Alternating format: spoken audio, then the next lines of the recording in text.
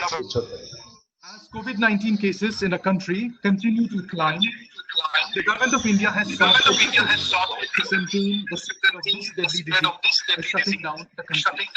It is a great sight, nonetheless, to see the country opening up once again.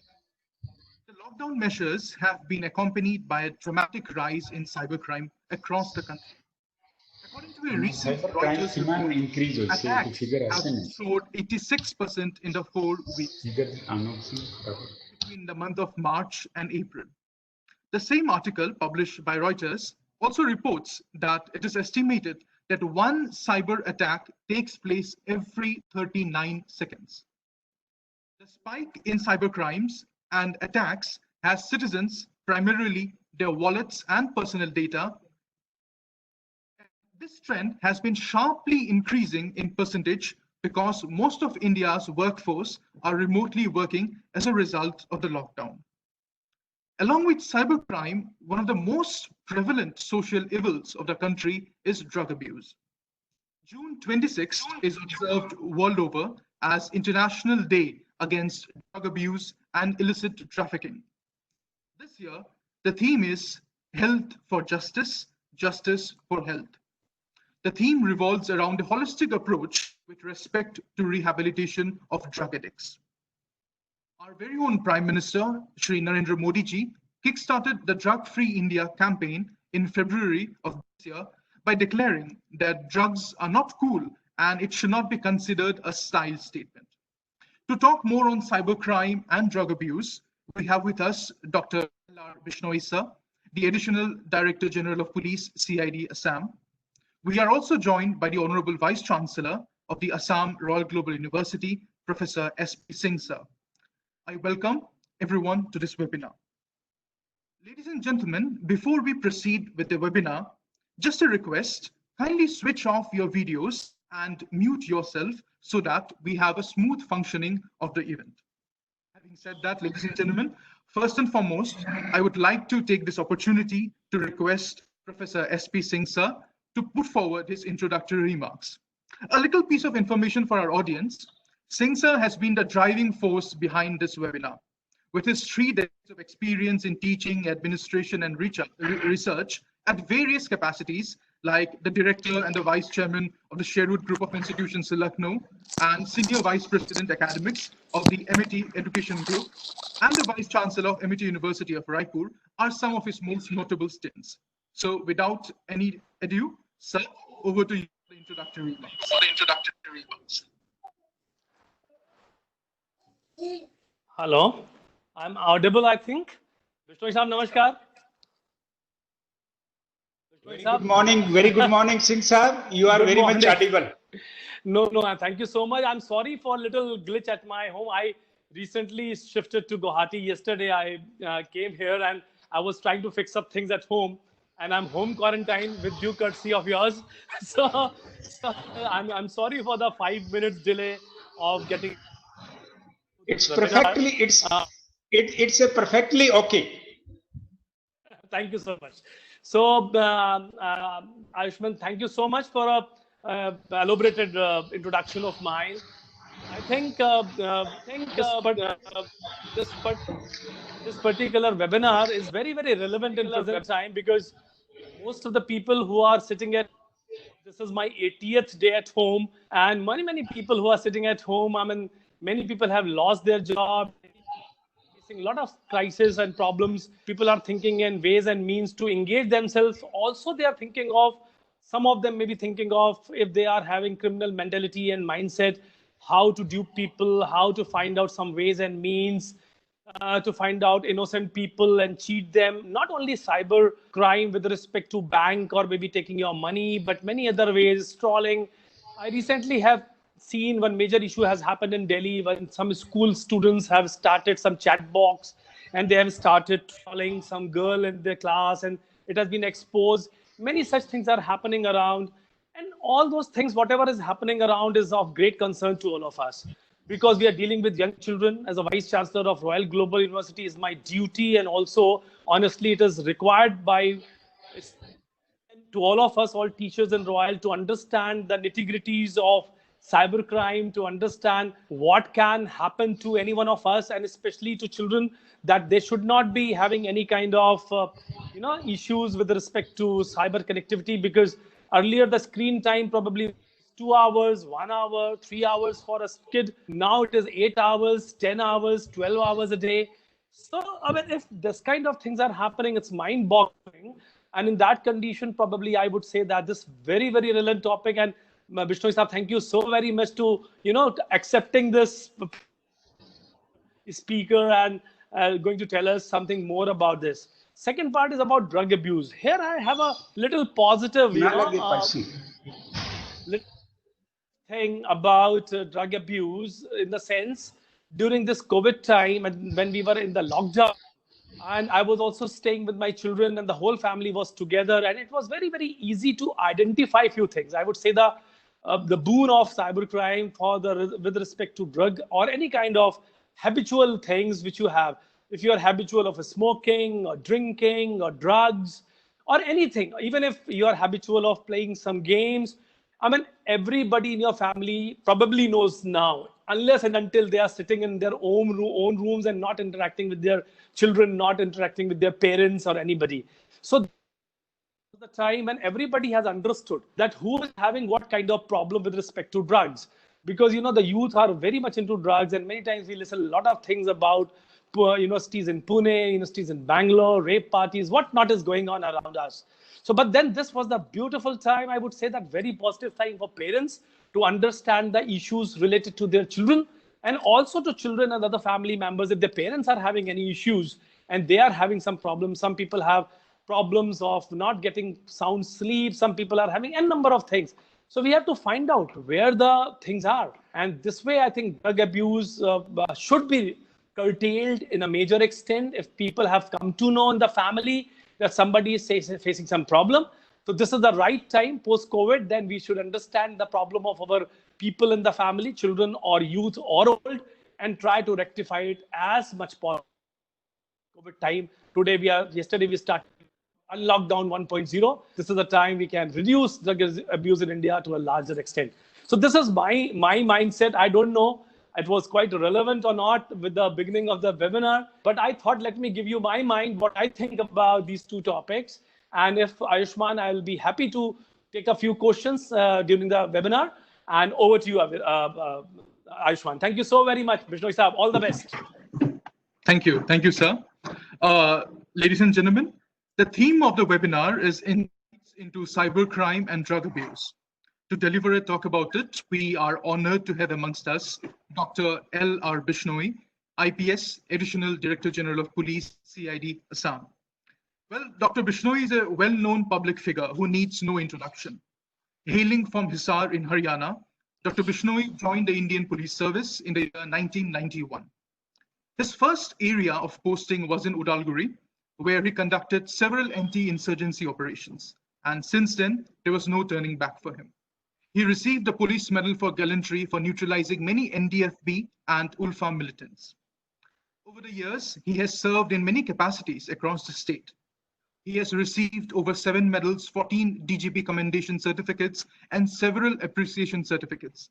But I believe the feather in his cap came when he received a commendation from the Bhutan government for rescuing 7 kidnapped citizens of Bhutan.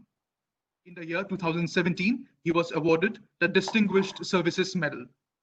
In the same year, he joined ADGP administration and continued till 2019.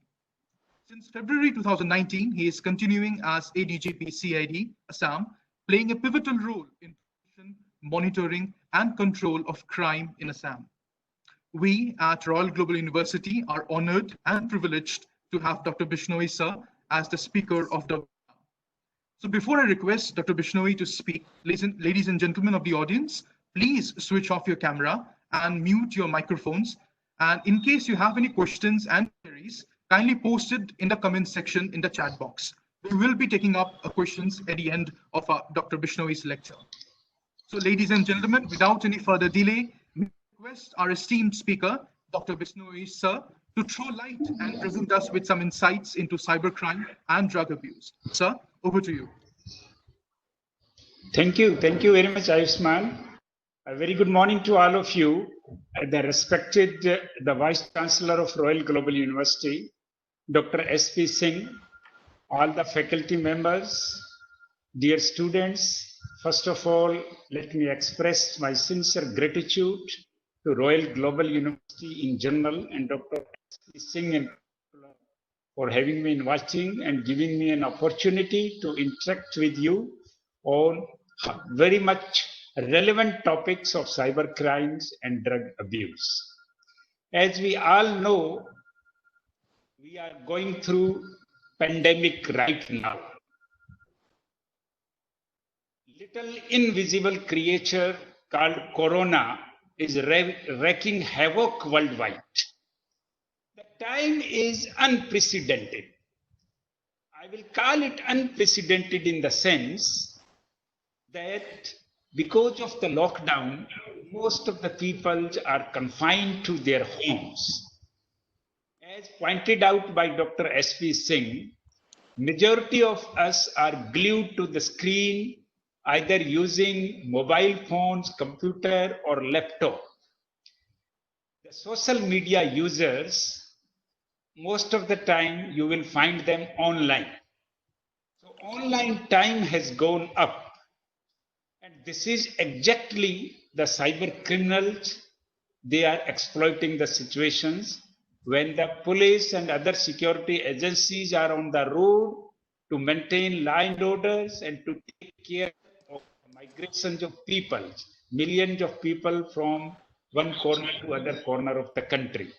So that is why the situation is a kind of abnormal kind of situations where our priorities are to save people from the corona. Because of that, our priorities are to save people. That is a topmost and utmost priority. Because of this, the cyber criminals are ready to exploit the situations. So that is why the cyber crimes, as far as Assam is concerned, it has gone up. You will be happy to know that because the people were confined to their homes, most of the crime heads have shown decline.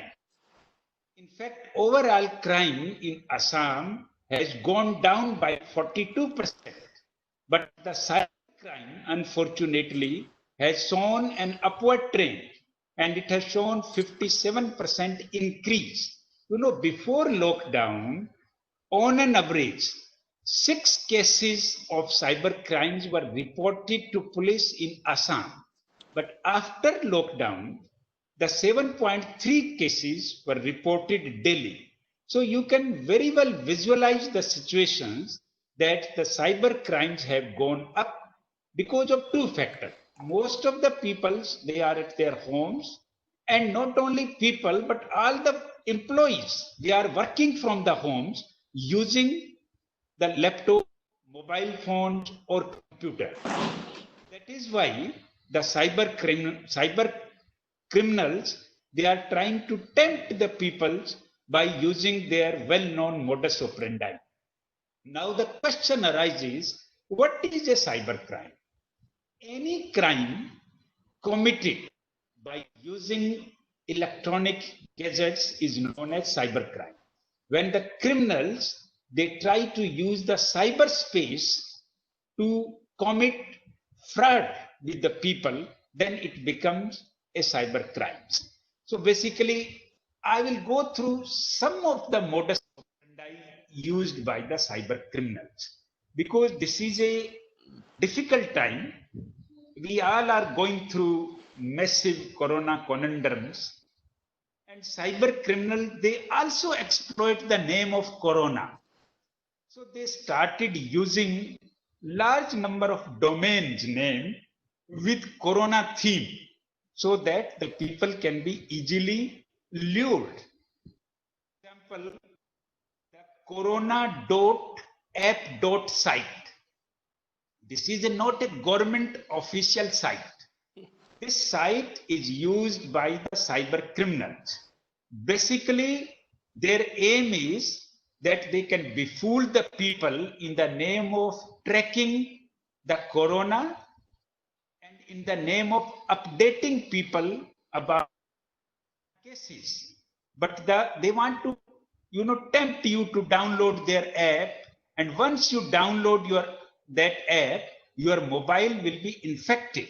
In fact, your all personal informations on your mobiles will be known to the cyber criminals, and then they can be further for committing crimes. So this is it's a kind of a strategy adopted by cyber criminal, because the people have tendency, wherever the corona theme figure, they have tendency to download that particular app. So that is a one modus operandi the cyber criminals are using. The second, they are exploiting the various central government and state government development schemes. For example, one case just reported in Haryana, where the cyber criminals, they have given an advertisement online that all the farmers of Haryana, if they want to purchase tractor for agriculture, then they will get 50% subsidy. But when many such cases started coming up, then Ministry of Agriculture, they clarified that there is no subsidies, there is no such subsidy schemes. So means by exploiting the central government and state government development schemes in these difficult times, they can use these methods to lure even the poor section of the society, not to talk of the wealthy segment of the society. Third is, sometimes we all nowadays, we use the online purchase, online sales by using the e-payments and e-wallets and all those kinds of things. So sometimes they use fictitious UPI handles. UPI means basically the unified payment interface. You all know.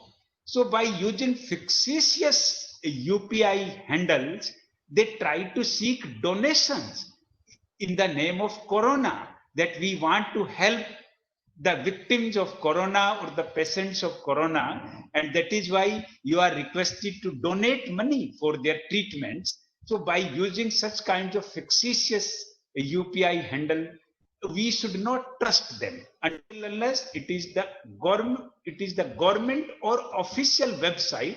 You should never trust it. Another, you may be aware about the phishing emails, etc., where the unaccounted or unsolicited emails will be there, and once you click it, your data will be compromised. Your personal data will be compromised. Another modus operandi used by them is impersonating government officers. They will give a ring to the people by impersonating as the bank managers, and they will seek your personal data like ATM numbers, like your debit card details or credit cards details. One should not trust it. One should be very, very careful about these. Then numbers of the financial frauds are there.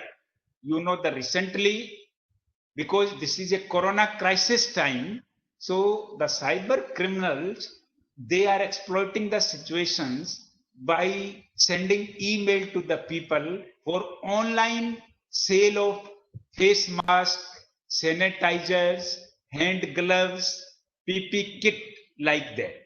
We came across one case recently where one businessman of Delhi was cheated. The one from, they have advertised the details that we are ready to supply face masks. And by trusting them, one Delhi businessman ordered for 5,000 masks, and very surprisingly, they have given the address of the firm in Hailakandi district of Assam. When I verified from the SP Hailakandi, then there was no firm found located there. So you can imagine what kind of tactics cyber criminal can use to commit financial fraud with people. Then there are fake news about your income tax deductions and other things. you will get various kinds of fake news where they will promise the income tax rebate and all those kinds of things. So these kinds of the modus operandi are used by cyber criminals. You know, this crime, cyber crimes have some specific characteristics. Number one, this is a very, very organized kind of crimes where you will always find that there is a strong network simultaneously operating from the many places within India or outside India. Then the criminals are invisible. A person sitting in America can commit crime in India. A person sitting in Delhi can commit crime in. So altogether new kinds of crimes which has added a new dimension to the conventional crimes. So we have to adopt altogether different strategy to overcome these problems. You know, awareness is a one part of our strategy. So we have to be doubly conscious or careful when we operate our mobile phones, laptop, or the computers. I will give few very, very basic tips. All of you are very well educated. Royal Global University is one of the premier educational institution of India. So most of you are very well aware about the safety norms. But still, let me reiterate, let me re-emphasize few basic tips which our students must follow.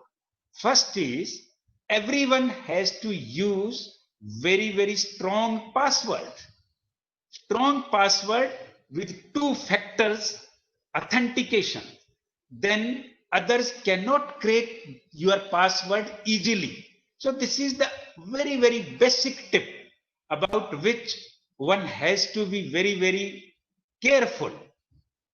Then you can use, if you are having more than one accounts, Facebook accounts, Twitter accounts, preferably one must use the different passwords for different accounts. It can give you a kind of security. Never reveal your password. Never disclose your passwords to anyone. Sometimes we have tendency passwords to the strangers, even the people with which we are not closely associated. So that tendency should go away, and we should not be complacent about revealing passwords even to our friends. Then we have also tendency, particularly young students, they have tendency to save their passwords in browsers or in the laptop. So it is better not to save your passwords in the browser. Browsers can remember your passwords, and sometimes if the cyber criminals are very, very experts, so they can crack your passwords. So these kinds of basic safety norms one must follow. Don't reveal your personal details. When I say personal details, particularly personal financial details, like your debit card number, your credit card detail, your PAN card number, even your ATM card details, all these details should not be shown to the stranger. Then one should not download the email. The email which is not trustworthy, which is not accounted. So those kinds of the email, one should avoid downloading those emails. And if we are receiving certain kinds of links with mail, web links they call it, even through SMS or through some email, if we receive those kinds of web links, So it is better to avoid clicking. It is better to avoid web links. One should not go for downloading all kinds of app indiscriminately. We should download the important and relevant app in our electronic gadgets, because otherwise we have tendency to download app without verifying the authenticity or without verifying the genuineness of those mobile app. One should not indiscriminately download those kind of app, mobile app particularly. So other basic safety norms, like you keep updating your operating system in the computers, and it is always better if you update your anti-malware software or anti-ransomware software, those kind of the extra the securities. Then if our data are very personal or very important precious data are there, then it is always go for backup for your precious data, so that even if the cyber criminals they hack your data sometimes, then your backup data is ready to take care of those problems. Then free Wi-Fi, generally we have tendency to use free Wi-Fi, particularly in the airports and restaurants and cafe areas. So free Wi-Fi, one has to be very careful, because then your personal details may be accessible to someone else who is not supposed to know your personal details. You know, when you are communicating with your senior officers in your own educational institutions or in your any organizations where you are working, one should preferably use VPN, that is a virtual private network, for connecting to your organizational network, because that is considered as a secure, means others cannot see your person. So it is better to use that. And install a remote access software, on your computers, because sometimes it makes your computer or electronic machineries highly susceptible, highly vulnerable for this thing, for the stealing your personal details or personal data.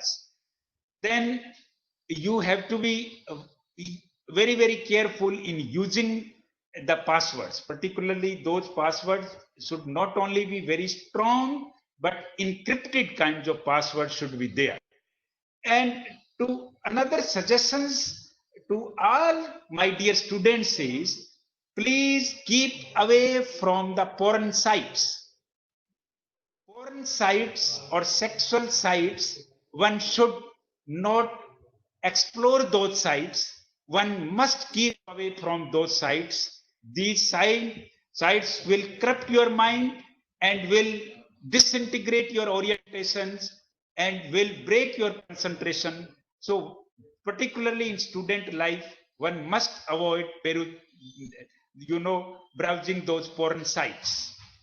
Then all the teachers, all the wards, the parents, my appeal to all of you is that you must educate your children on the security tips while using the mobile phone or laptop or computer. Some basic security tips are there which the young minds must know before using electronic gadgets. One must be beware of the funds, particularly offering online sale, or for these kinds of purchasing some items, they will issue all kinds of the rebates. So those may not be very genuine, and they keep demanding money. Once you deposit the first installment, they keep demanding more and more money, and ultimately you will be trapped. Particularly the cyber criminals who are very expert in financial frauds, they will give you very, very tempting kind of promises, and one should not trust them without proper verification. And another, the common mistake is, if one is extremely strangers and you don't know anything about that person, so without verifications, it is better not to accept his friend request. If you are accepting friend request and if you are finding his behavior abnormal, it is better to block him immediately. And if things goes beyond that, then it is better to lodge complaint to the cyber cell of the police stations, or we in CID, we also have cyber cell. So feel free to lodge complaint if you come across any kinds of cheating or frauds with any of you or with your family members. Then, you know, there is a official CyberDost Twitter handle is there. CyberDost Twitter handle, they keep on giving security tips from time to time, and they are, you know, issuing the latest security tips in a very, very simple manner, which even the first time user can understand it easily. So one must, if you have any doubt, you go to visit CyberDost Twitter handles and you will find the latest security tips there. Some basic guidelines, basic security norms are there. So, you know, otherwise some official sites are there, like Arogya Setu, a mobile app is there, which can give you update on the corona. That is official. Don't trust other app which in the name of the corona can, you know, can commit the frauds with people.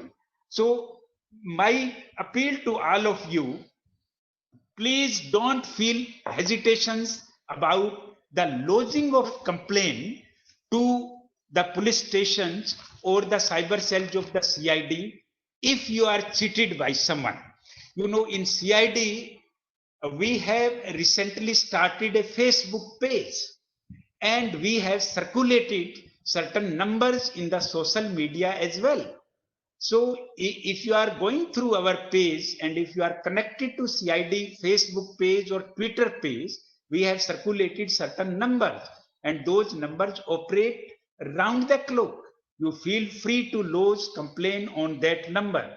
CID Facebook page is there, CID Twitter page is there, CID WhatsApp number is circulated, and we also have control room and where the toll-free number is circulated in the social media where anyone can lodge complaint.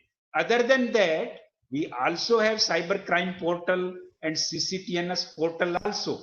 So those portals, they receive online complaints. You sitting in any corner of the Assam, you can lodge online complaint, and we will address those complaints to the best of our capability. If someone is under strain or stress or kind of tensions, then we have also circulated the number of the mental health experts from Guwahati. We have circulated nearly 6 mobile numbers of the mental health experts in the social media. If any mental issue is there in the students, they can give ring on those numbers and can get free counseling from the mental health expert. Other than that, we keep on organizing awareness programs in school and colleges, and also our experts sometimes go for All India Radio talk show, and also our experts sometimes they go and join the TV talks also. So all those kinds of some important safety measures we are taking just to create awareness among masses, so that our students should not fall into bad habits and one should not ruin their careers, particularly by the addictions, unnecessary and unlimited kinds of use in the social media can make one addicted, and addictions to mobile phones and using those latest TikTok and other is not good for the students. My appeal to all the students is please try to avoid these things, enjoy the outdoor exercise, concentrate on taking good meal, good healthy organic diet, play daily, exercise daily, develop good rapport and bond with your friends and family, and enjoy the stress-free and tension-free life. So this is what I wanted to speak about the cyber crimes. I don't know if you have any questions on cyber crime. If you want to ask now, I will feel happy to take your call. Otherwise, if you want to ask question at the end of the session, then I can switch on the drug abuse problems. Yes, I think we'll keep the question answer round after you have spoken about the drug abuse. So we'll keep it in the end. I hope I am audible to everyone. Yes, sir. Yes, sir. You're audible. Yes. So we'll take the question answer round, sir. If you're okay with that, at the end of the lecture, sir. Okay, no issue. So now I'm switching on to the drug abuse problems in Assam. And the cyber crimes, I have covered very, very basic things. I'm sure that in university you might be having computer engineering department, and their software engineer and computer experts are there. They can definitely know more than any of us, and they can throw light regarding the safety norms as far as cyber crimes are concerned. But let me, clarify one thing. If any complaint comes to you, particularly the cheating on the Facebook or WhatsApp or Twitter or Instagram, then it takes little bit long time, because we have to write to the Facebook headquarter, Twitter headquarter, Instagram headquarter in United States of America to get the IP address of the users. And only after receipt of the IP address, we go for further, perusal of those IP address by using the various websites of the service provider. Then only we get the mobile number of the users, and after that, with the help of the tower location and other, we reach up to the culprit. So it's a little time-consuming games. But I have seen that sometimes the people become impatient and they want immediate results. That, sir, I have a lodged complaint in the morning and 2 days have passed already and I have not received any redressal. So one has to be a little bit patient, because everything is not in our hand. To get IP address, we have to depend on others. So that is just a clarifications regarding these things.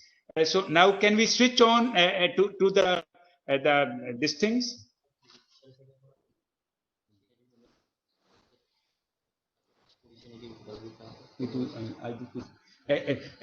Just excuse me, just for sorry for interruption. Important matter is there. Right. So, okay.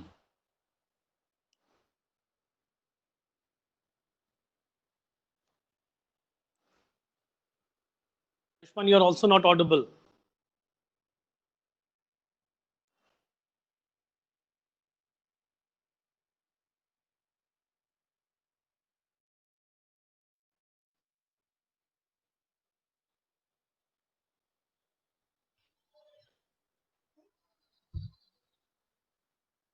Yes, sorry for interruptions. I got some important call, so that is why. Okay. So regarding drug abuse, yes. Are you getting me, please? Yes, sir. Yes, sir. We are audible, sir. You're audible. Okay. Thank you very much. So as we all know, drug abuse is a massive problem, not only in India, but worldwide. Out of 220 countries in the world, nearly 180 countries are in the grip of this problem.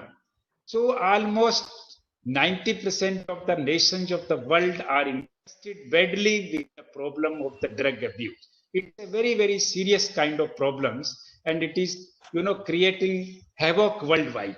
Millions of the people are losing their precious life because of drug abuse. Assam is a very, very sensitive state. India as a whole is sandwiched between the Golden Triangle area and the Golden Crescent area. When I say Golden Triangle area, Golden Triangle mean the area bordering the Myanmar, Laos, and Thailand. And when I say the Golden Crescent area, the areas bordering Pakistan, Afghanistan, and Iran. These two areas are known for their notorious cultivations of the opium, OP. So India is sandwiched between these two areas, and Assam is a sensitive state because of its close proximity to the Golden Triangle area. And Assam is not only destination for many kinds of drugs, but it is also a transit points for transportations of narcotic drugs and what we call spillover effect. When these smuggling activities are undertaken in various parts of the states, because of spillover effect, the many youths, they are becoming drug addict.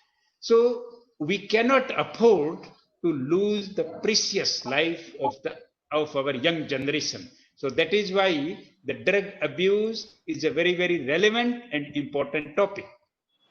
Now, the many students, young minds, they may be curious, anxious, why people commit crime? Why people, they go for committing crimes, all kinds of crime. So there may be certain regions. Those regions are social in nature, psychological in nature, economic in nature, and sometimes like poverty, hunger, starvation. These kinds of factors are also responsible to make an individual a criminal.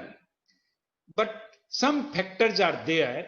If we take little bit precautions, like the peer group pressure, one should avoid the bad company in student life. Because once you are under peer group pressure, then your mind will be functional as per the commands of your friends.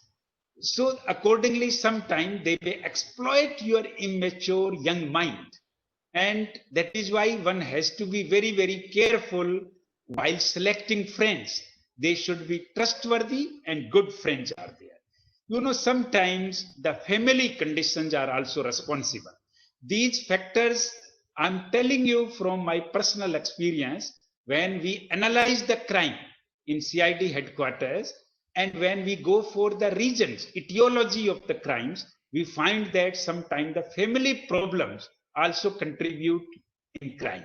Like if the ambience in the home is not good, if there is a domestic violence, if there is a fissure in the family, then it impacts badly, particularly the young children's, and that is why they develop altogether different kind of tendencies. Sometimes the inadequate societal norms also play important role.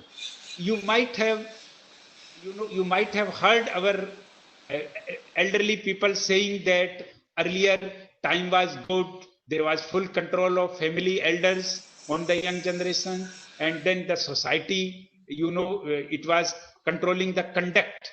But nowadays, because of the breakdown in the joint family system and the system becomes the nucleus family, it has brought some unique problems which were not known earlier. All kinds of these factors. There are so many other factors like deprivation is there, unfair justice. These kinds of factors contribute to the crimes. These are the general factor responsible for the crimes. Likewise, now the questions are that why youth fall prey to drugs. Definitely questions will come to our mind that in Guwahati city, some youth, they fall prey to drugs while others, they remain safe. So there may be certain regions why only certain youth fall prey to drugs and others not. So the reason is, I have analyzed certain regions, and those regions are not sacrosanct. These regions are not exhaustive in nature. sometimes other factors are also responsible. So first reasons is the nature of imitating friends. You know, particularly the young students have tendency to imitate others.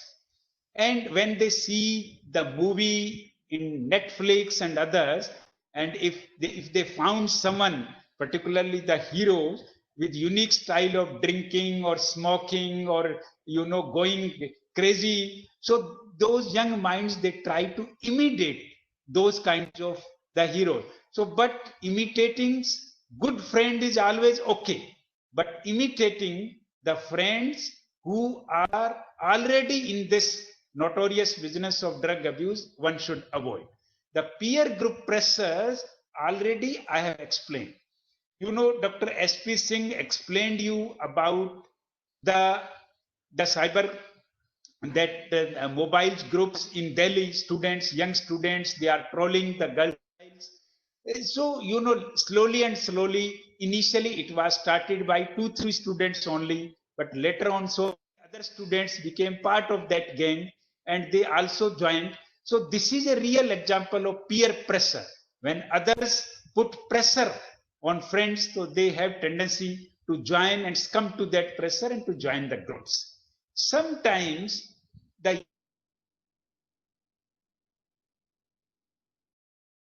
curiosity, and they start attracting towards drugs. They want to test what kind of drug it is. And testing means, even if it is tested once, you are gone forever. Because taking drugs once can make any individual addict. Once it is taken, second time you cannot resist. So this is a curiosity.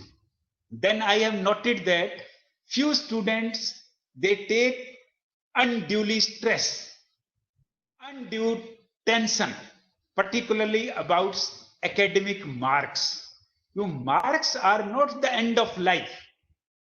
There are n numbers of profession in the world.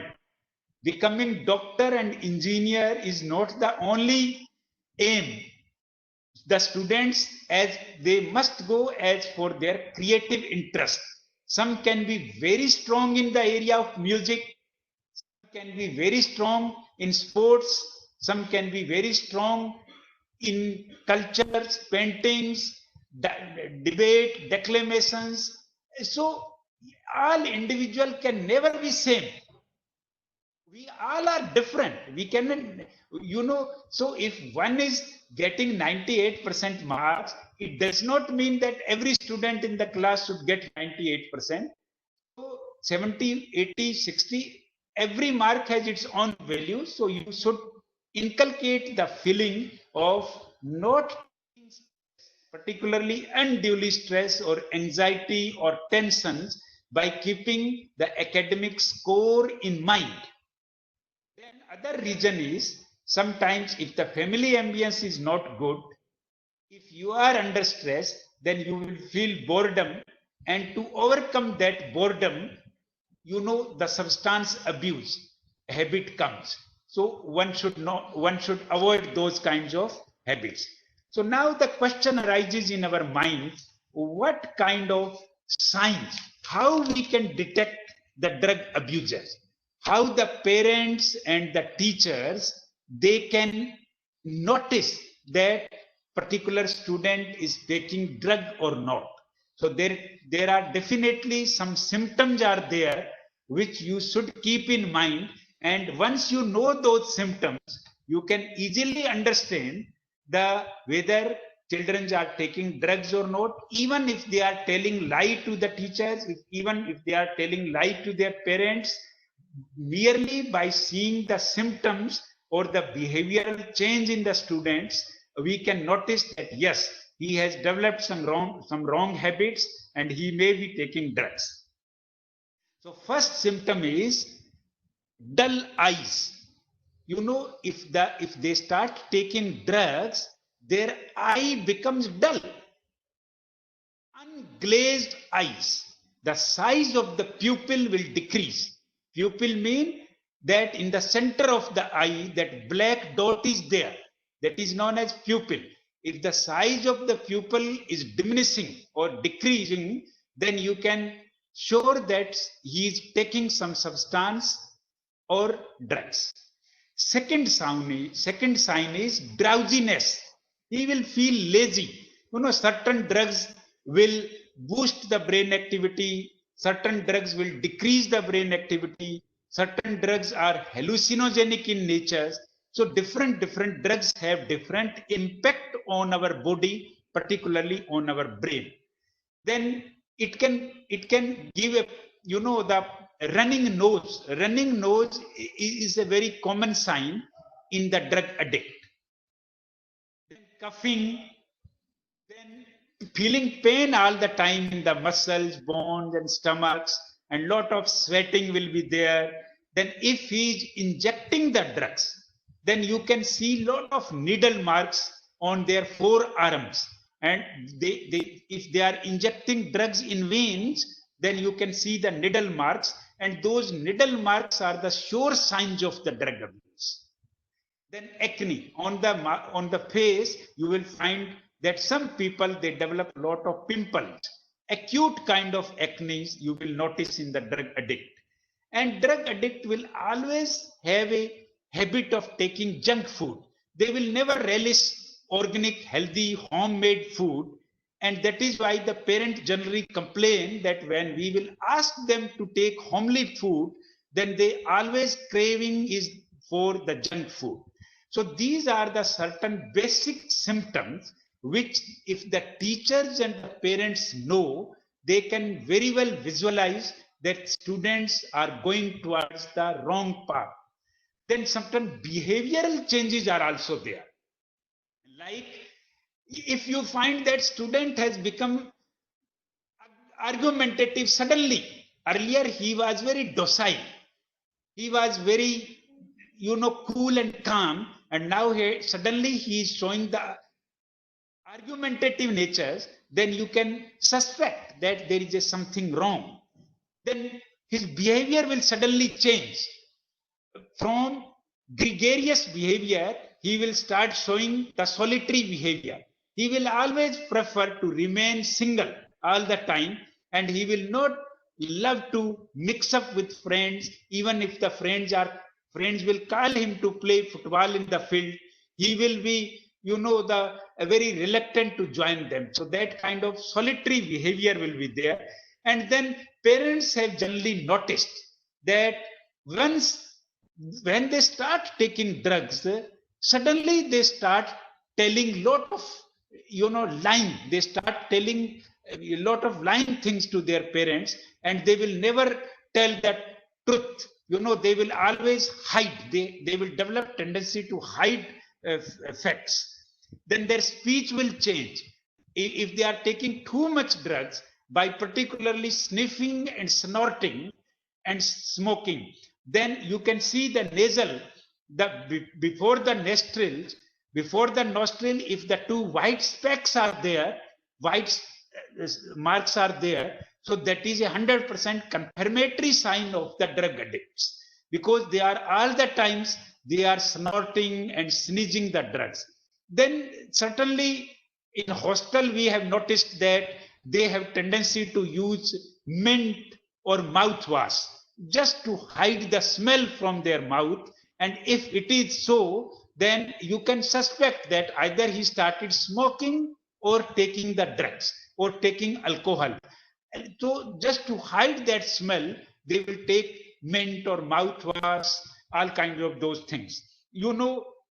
Then the motivation will be suddenly lost. The earlier students will be very good, but once they started taking drugs, then you can see the drastic decline in their grades or in their marks. If earlier he was scoring 90% in the class test, suddenly his score will be 70%, then 60%, and then 50%. So drastic decline in the marks is the sign that something is drastically wrong with the students. So the teacher particularly, they have to be very, very careful. Then other symptom you can notice that secretiveness. All the time, something or other, you will find that secretion is oozing out, particularly from his nostril, and he will go frequently to the bathrooms and for urinations and all those things. So these kinds of the symptoms or based behaviors should be known to us, particularly to teachers and parents, because after parents, the teachers are their guardians, and they spent a lot of times in the school and colleges. So their prime of their age is spent in the school and colleges. So the teachers are more than the parents, to my mind, and they sometimes they listen less to parents and more to teacher because of respect toward the teacher, and the teacher deserves all kind of respect because they are the, in true sense, they are the nation builders. So these things I'm telling just from my experience, but complex medical signs are there which one need not to know so much detail. If we know the basic things about their behaviors and symptoms, that is a good enough. So you can prepare. My suggestions or advice to all the teacher is that you can prepare a watch list of all these things, and then see if all the students are confirming to your watch list or to your don'ts and don'ts list or not. If some abnormality is there, then you have to spend a little bit more time on those students. You can also notice sudden swing in their moods. Sometimes they will be extremely happy, and out of no reason suddenly sometimes they will become angry, and again they will become docile. So we call it mood swing. The mood swings, from morning to evening. You can notice that 4 to 5 swings will be there in their moods. So those kinds of the behavior symptoms one must know. And if they are staying in the hostels, then once in blue moon you can visit hostels and see where is there any unwanted things are thrown out of the room or in the premises of the hostels, like needles, syringes, or tars. Any container, empty container of drug is there or not, then one has to become careful that something may be taking place in the hostel, because prevention is the best cure for this. The real panacea is the prevention. So if there is no demand, if we cut the demand chain, then supply will be affected automatically. Why I'm telling all these things? Because there is a huge cost involved in it. First cost is social cost. If the youth has become drug addict, his family will be stigmatized forever. Nobody wants to marry their daughter in that family, because drug addict not only ruining his own life, but the life of whole family is ruined basically, and the whole, sometimes the whole village is stigmatized. The people will talk very negative about that village. So huge social cost is there. So that is why the society must be involved, and whole teaching fraternity, they must come forward and help the young mind. The second cost is individual health cost. Drug addictions will make health so much complicated that they will develop, HIV or the TBs or the cancers or hepatitis. So all these diseases will never, it is very, very difficult to recover from those diseases. Even in de-addiction center and rehabilitation center, practically we have seen that only 5 to 6% drug addict recover. And those recovery sometimes is partial, not complete. After 3 years, sometimes they again start, because body is completely used to such kind of things, and your brain is altered. Completely brain cells are altered, and they can't live without the drugs. So this is a health cost is there. And then of course, the cost of treatment is huge, because the treatments are not available in every nook and corner. This requires a very, very specialized kind of treatment. And then legal cost is there. If they are arrested by police, then they have to, bear some kind of the legal the legal cost in the court also. And then economic cost. Why I'm telling economic cost? Because most of the drug addicts are in the age groups of productive age groups is there. That is usually it is noticed that the between 16 to 40 years, and that is the prime age in one's life. And once that productive age is gone, so the economic cost to the country is huge. And you can see the worldwide problem. When I visited England to attend some international conference, so I was staying in the hotels, and outside hotel there was a small park. So I used to go for morning walk daily, and I noticed in that park, every day in that park, 15 to 20 youth, they will gather and they will take drugs openly. So this kind of problem is there everywhere, not only in India, but in all the even developed countries of the world. So that is why it is a universal problem. It is not a problem of individual country or individual nations, but it's a universal problem. So my few tips are there for students, for teachers, and for parents. Once you come to know that particular student is taking drug, for teachers, then please never react impulsively. You have to show a lot of patience, because the brain has no control over their activities. And that is why even sometimes, even if they want to behave nicely, they cannot, because the brain cells are altered. So one need not to be very impulsive. One need not to be very angry if first time you come to know that he is doing something wrong. You have to show full patience, and they should be taken care of with full love and affection.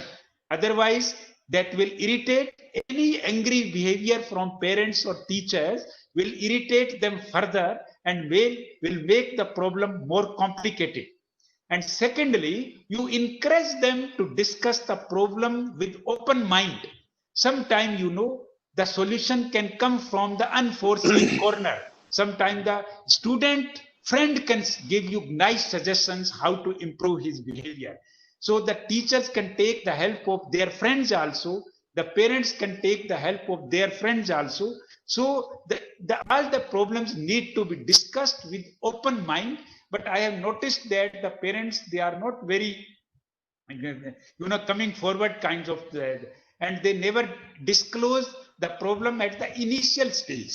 When the problem become more complicated, then only they will approach the counselor and the police when the problems become serious. So then it takes a lot of time.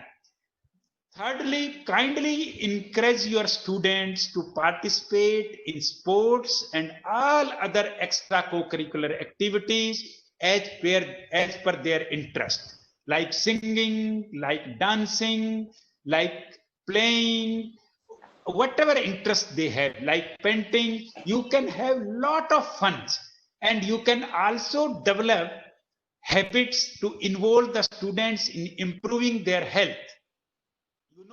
You will be surprised that when in 2013 I visited Australia to attend one conference, so out of my curiosity, I visited primary school in the Melbourne city of Australia.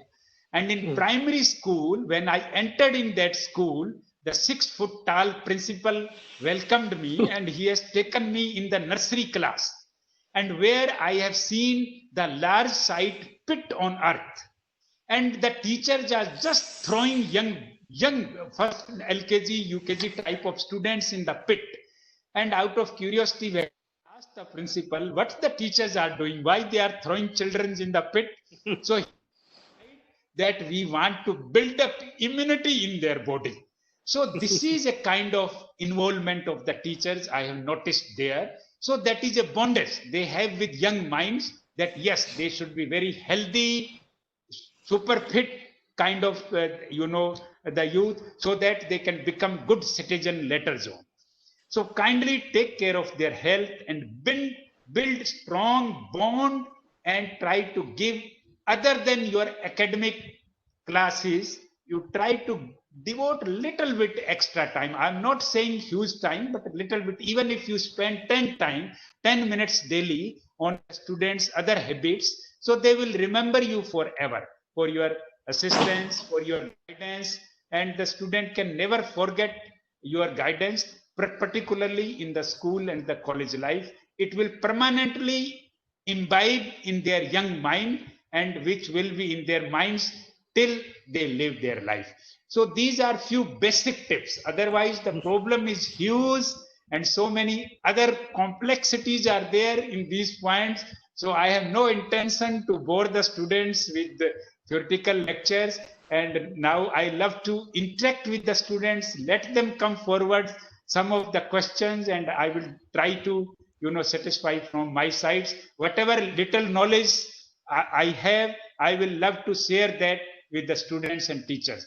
Thank you very much once again. Thanks for organizing such a lovely interactive webinar. Thank you so much, sir, for an engaging talk. Our chat box is full of questions, and we'll try to take as much as questions as we can. Sir, I would like to begin with a very simple question that really struck me. A participant called Rafi asks, so how can we reach out to the CID to report cyber crimes and drug abuse cases? How can we approach CID? CID is always approachable for dear students. You can physically visit our office or headquarters if you find it convenient, particularly because of lockdowns, the little bit restrictions were there. So visitors were restricted for many days, but now with the varied kind of relaxations, your students can come to our cyber cell in a group and they can interact with our experts. That is a one way. And second way is we have circulated our portals in the social media. You can interact with us online, on WhatsApp, on cybercrime portal, on CCTNS portal, on our CID Facebook page, on our Twitter page. Please feel free to bombard us with questions, and we will love to reply you.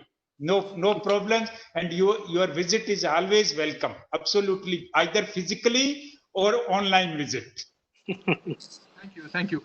So we have a question on education. So I'll be happy if Singh sir takes this question. So Nishtha Talukdar, I beg your pardon. She asks, why there isn't any cyber crime courses in Northeast India? We are all equipped in terms of technical labs as per international IT standards. So can't a cyber crime course be started here in Guwahati itself, sir?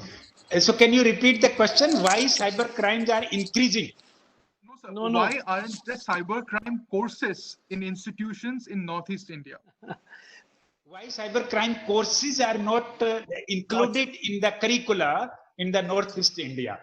Although we have several equipped labs, but courses are not there. So what can be the reason?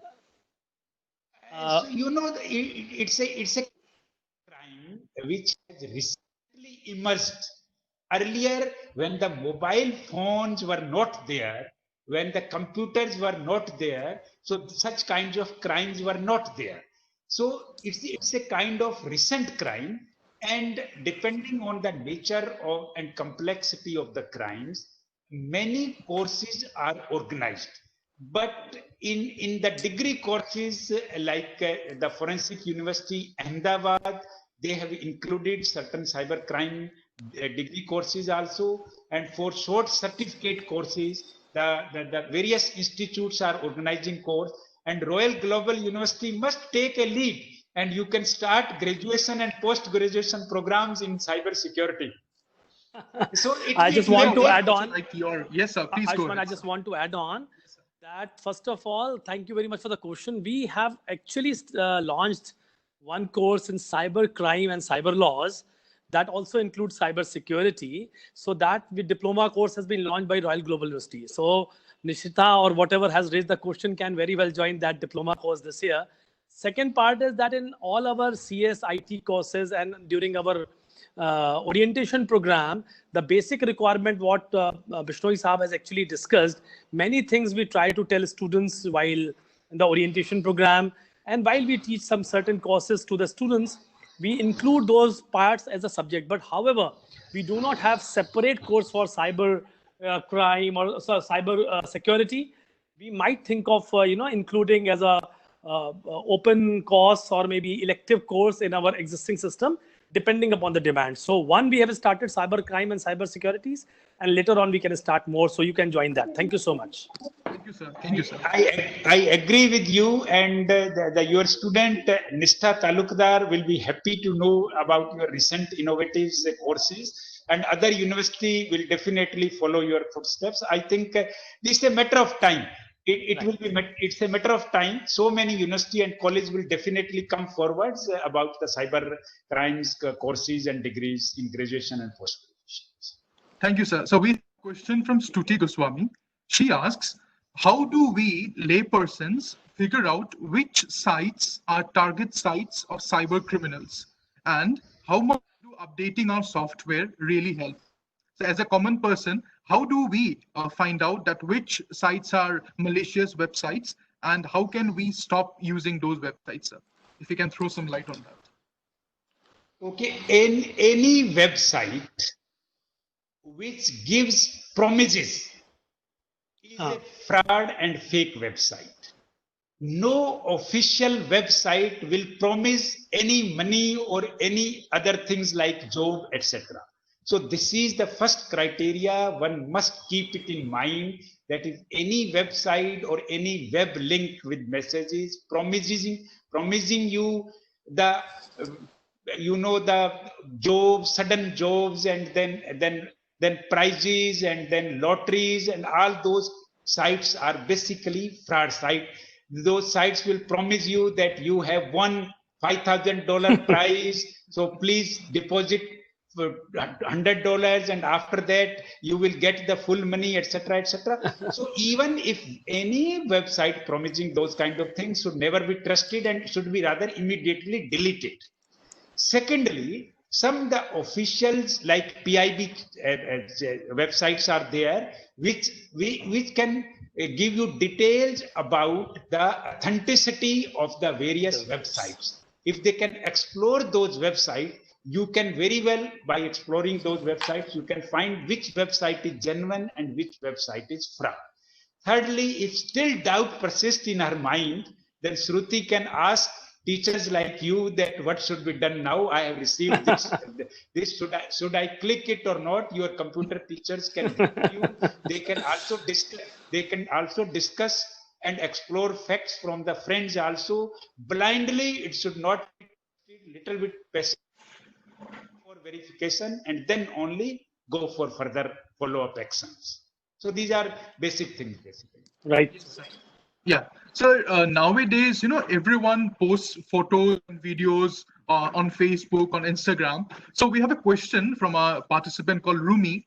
She asks, so from your personal experience, have you faced any issues like someone posted pictures of their children online, and we have criminals taking advantage of that and abducting children? So from your personal experience, have you faced any issues relating to such activities?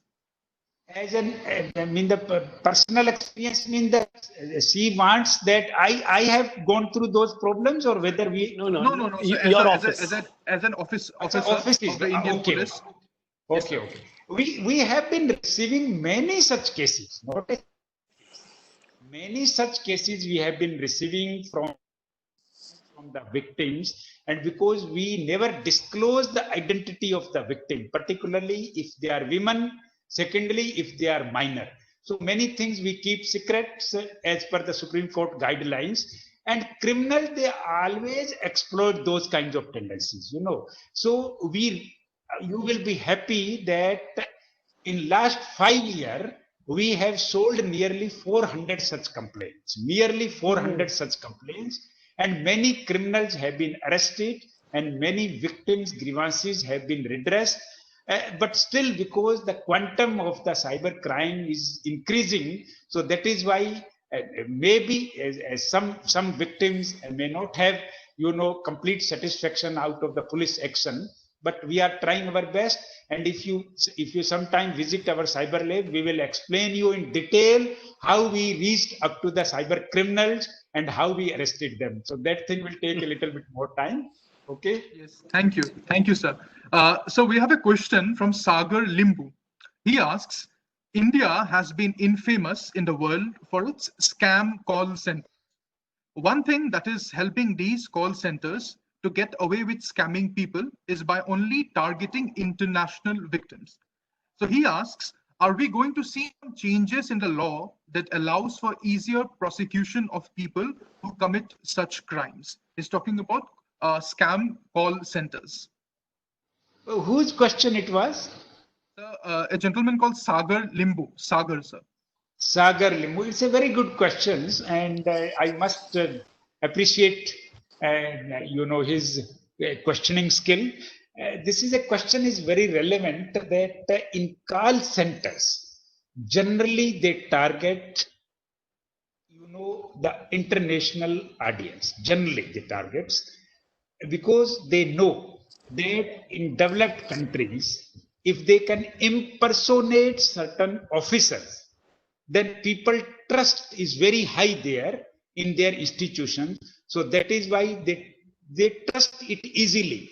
If somebody can mimic their voice and can impersonate as FBI officer or some CIA officers, then the people generally trust.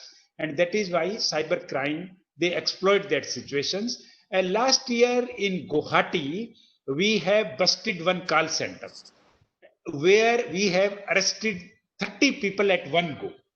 The call center was raided by CID teams where more than 40 computers were recovered, more than 30 persons were arrested, and that was a very, very interesting case. And they were cheating Americans, the so-called the most powerful country in the world.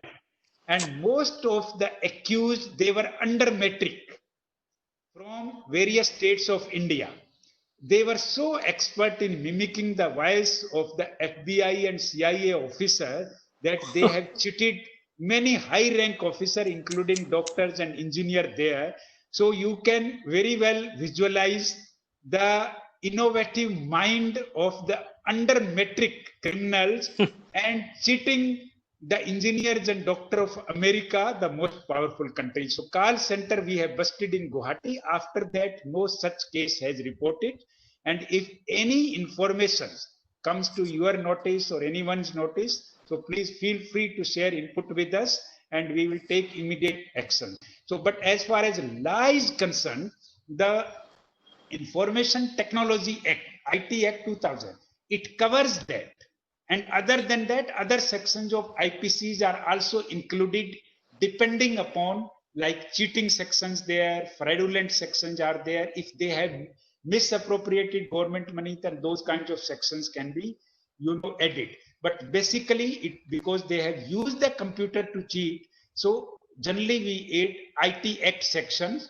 And we found that if it is an organized gang, then of course the little bit amendment may be required in the future in the IT Act also, which can take care of some innovative and emerging new kinds of the crimes.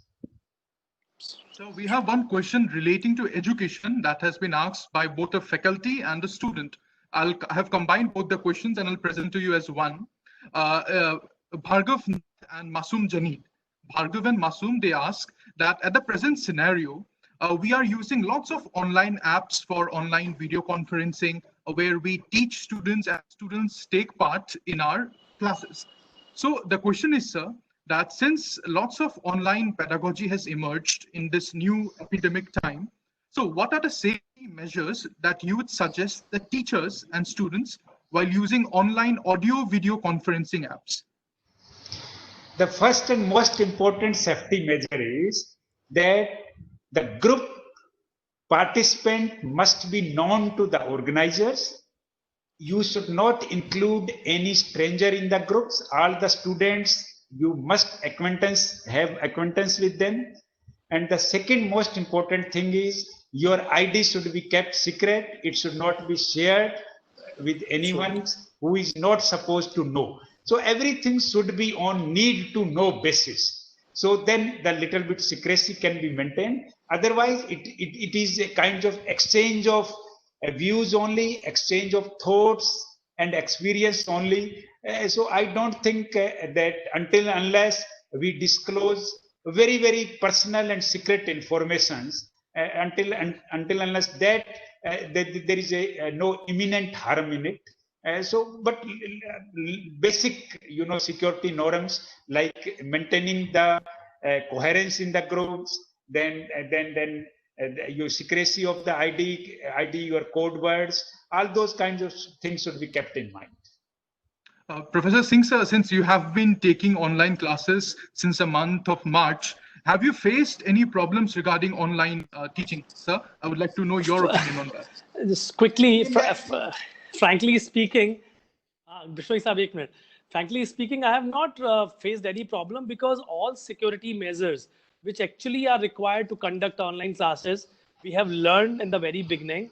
Even if there were a lot of hue and cry about Zoom, open software, and people have faced few problems because they have entertained, as Bishnoy Saab has rightly said, they have entertained such students or such IDs which probably were not the right IDs and they were fake IDs. So with fake ID, if your ID and is known to people and they have the password, people can come and trouble you. Or maybe a known person with the name fake ID and fake password can trouble you if he or she wants to trouble you. But issue is that if you are conscious and you are very careful, all the softwares are absolutely safe. Even Zoom is 100% safe if you take all precautions. So no if and but on that. And I never faced any problem. And I think hardly one or two teachers faced problem. And we have identified what kind of problem they have faced. It was also on the wrong entity side. Yes, I must acknowledge that all the faculties, including our Honorable Vice Chancellor, sir, and us, have been doing online classes right since the day the lockdown has been declared up until this moment. So it has been a new experience, and we hope that such experiences always help us learn more things in the future. So let us take some few questions on drug abuse. How much time we have, Ayushman? No, please carry on. No problem. Please carry on. Can we take 3-4 more questions, if it's okay to you, sir? Yes, please go ahead. 3, 4, 5 questions. Okay, thank you. Because we have received overwhelming responses of questions. So one question I have received from a participant called Inshibi. Madam asks that nowadays, so loneliness is very upsetting, and lots of catfishing is going on. People make fake profiles of others and try to establish a emotional or a romantic interest online. So sir, how would you say that as a officer, as a citizen, how would you help to stop this menace? Loneliness, depression, and they seek with online measures. The problem is that just a minute, please. Just a minute. Ayushman, the problem is that we have to cut short the time we are spending online, and we have to, enjoy outdoor activities more. We have to develop rapport with nature and spend less time online, because all the times, if we are confined indoors and totally forget outdoor activities, then our mind will be on that line only. So my first request to all the users is that please don't be addictive towards the using electronic gadgets, because otherwise your outdoor activities, you will be totally dissociated with the natural things. So in the morning, one must go outdoor, enjoy the natures, have a good morning walk, play with children, give time to family members. If anyone is staying alone, best thing is enjoy the natures, widen your friend circle, and spend less time on the computer or on the mobile phone. That is very, very basic. It seems easy, but I know it's very, very difficult also, because nowadays young generation all the time, they spend on the media playing video games, And the mobile can give you exercise for your thumb and fingers only, not to your whole body. So please enjoy the outdoor activities more and less be indoors, particularly cut short the times you are spending on the mobile. The more the time you spend, the more you become vulnerable to the cyber criminals. So you can avoid so many things by spending less time on the mobiles. And then regarding the loneliness mean the spending times only on mobiles and playing video games, that give more loneliness, and he will be totally physically cut off from the family members. So to overcome the loneliness, one should mix up with people friendly, understand the cultures, understand the history of the place, try to visit some lovely place around, enjoy the life, create positive vibes in your mind, and learn enjoying small things. We wait for happiness. That happiness will come when we will build up good bungalow and purchase vehicles. So we wait for that occasion, forgetting that the small things, even sipping a cup of tea in the morning with 3 friends in park, can give you a lot of happiness and positive vibes. So try to enjoy those moments, because life comes once only, and one should enjoy it fully by mixing up with family members, with friends, and spending more times outdoor. Love nature, and see the nature will give you lot of new ideas, and you will be enriched by interacting with nature without any teacher. Even nature is a good teacher. So please keep these very basic things in mind to overcome loneliness. Very rightly said, sir. I ditto whatever you have said. Absolutely perfect. Yes, sir. Sir, I have a question from my end, sir. So now in the world of sports, we see that many athletes are making several uses of substance abuse for enhancing their performance, for winning several medals and trophies. So what do you think? How can we stop such activities? I know that the International Olympic Association has been very strict regarding doping tests. So, but as a concerned citizen, so what is your take on that? And you see that a lot of measures have been already taken by establishing NADA labs, etc. And the organizations are becoming strict, and they are closely watching the behavior of the players, and they are giving more times, interactive times to interact with, and they are also engaging the professional counselors to advise them regarding to overcome the stress and tension, etc. Because the main problem lies in our mind. Some problems are there which we individual are responsible for that, and we have tendency to take undue tension. I have started joining camp today only, and within 1 month I should represent India. This is not possible. There is no shortcut for success. There is no royal road for success. One has to burn midnight oil. Everybody wants to become Tendulkar like, but we forget the hard work he has done in his life. So one must love doing hard works, and one must develop the satisfying or contented nature without too many expectations. If we overload the individuals with expectations, then the stress is bound to grip his mind. And so these kinds of the behaviors only comes when you interact more, and when the the professional counselor advise the people how to overcome it. And every little success when we start enjoying, and the example should be placed before the budding athletes, budding players also. The whoever has done something wrong, he may be Olympic gold medalist, he may be big name, he may be big player. If he has done something wrong, his example should be taken as a case study, and it should be shown to the budding player that see the consequences are disastrous. If you are resorting to those tactics or those ways, then see the consequences are disastrous, and no, it will not spare anyone. So those kinds of the advice and frequent interactive sessions with players can definitely help it. but otherwise still mean that some violation here and there will bound to occur, because as an individual, the behavior of human behavior is a very, very complex thing. It is very difficult to understand the individual behaviors. Even very, very successful people, they feel lonely.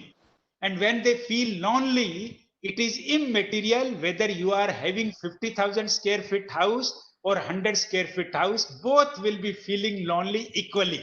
So Right. your infrastructure, your wealth, and your the whatever facilities you have, that will not help you in overcoming the loneliness. Rather, friends, rather human beings, interactions, those things will help you.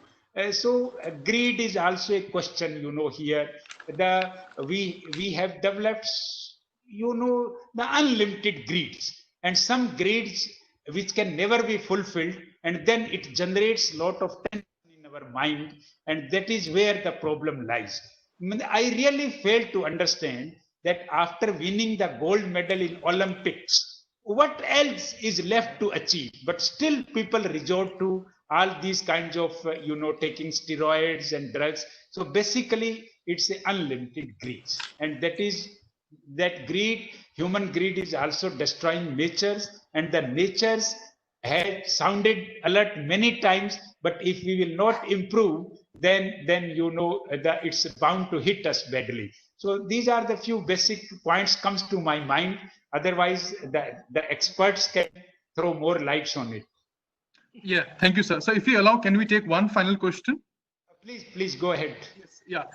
As I mentioned that this year, since in the International Day of Against Drug Abuse and Illicit Trafficking, the theme this year, it's called Health for Justice and Justice for Health. So we have a question from a participant called Nabanita Bhattacharjee. She asks, is there any law which can safeguard the people from social abuse who just came back from rehabilitation center? It is seen that the negative comments trigger the previous drug users to go back to use drugs. So this is a very pertinent question, and I thought I should ask you, sir. It's a very good question. Nabanita has asked an excellent question. I must congratulate her.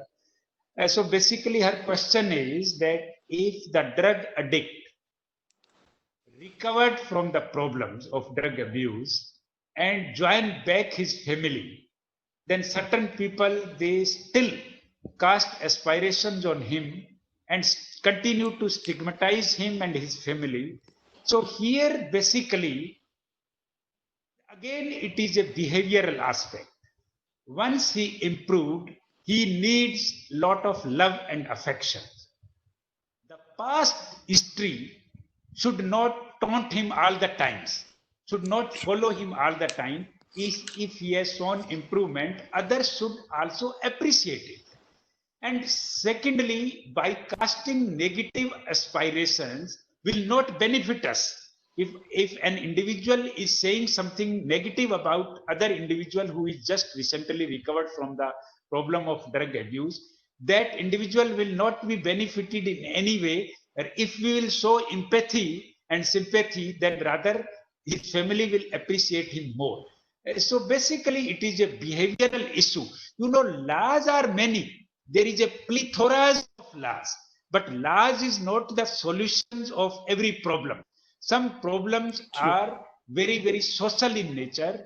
Some problems are behavioral in nature, which can only be tackled nicely by the society, by the family, by the human being as an individual.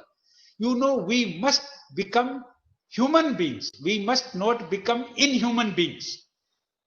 I mean, that you have noticed that few days back, a leopard was killed here, and the youth, they also removed the leopard's nails and the skins, and they displayed it as a trophy. So this is a kind of atrocious behavior. This is a kind of, is becoming inhuman of the human beings. So although they have been arrested, laws are there.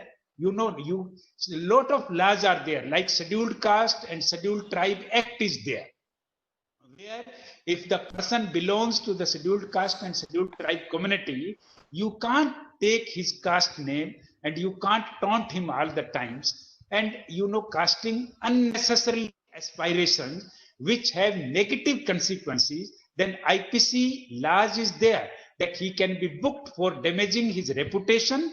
Damaging his reputation, there is a civil law. He can file a civil suit in the court. But if that damage is causing him further physical or mental agony, then we can register a case under IPC sections also. I hope the Nibanita, is it clear to you? Right. I'm sure, sir, you have explained it in such a manner. Everyone will be very clear with the query. So, ladies and gentlemen, we are getting overwhelming responses of questions, but since time is a paucity, we need to put an end to it. I thank everyone who put their questions, but I'm extremely sorry to not entertain because we have received more than 50-60 questions. So, ladies and gentlemen, it was a very engaging lecture, and thank you so much, Bishnoi sir. And with this, we come to an end of the webinar, and it was great listening to Bishnoi sir, and hope that we have him in person someday in our university. And I also thank the Honorable Vice Chancellor sir and the entire team behind RGU Speaker Series. Thank you, ladies and gentlemen, once again, and have a very good day. Thank you, Bishnoi sir. Thank you very much, and I wish you, your university, teaching community and students all the best. Please convey my best wishes to all the faculty members and lots of affections and love and best wishes to the students, and I wish them a brilliant future ahead. Thank you very much. Thank you, sir. Thank you so much for your blessings. Thank you. Thank you, sir.